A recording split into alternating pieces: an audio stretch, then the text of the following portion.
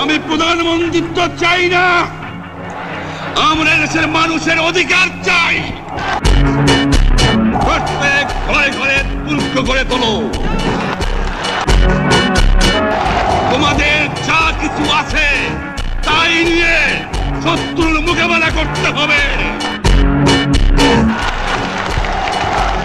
এবং জীবনের তরে রাস্তাঘাট যা যা আছে সবকিছু আমি যদি হুকুম দেবার নাও পারি তোমরা বন্ধ করে দেবে। ভালো হবে না। 7 কোটি মানুষকে দাবা রাখতে পারবো না।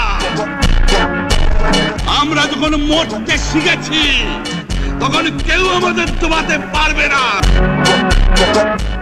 এই দেশের মুক্তি না হবে খাজনা ট্যাক্স বন্ধ করে দেওয়া হলো, কেউ দেবে না।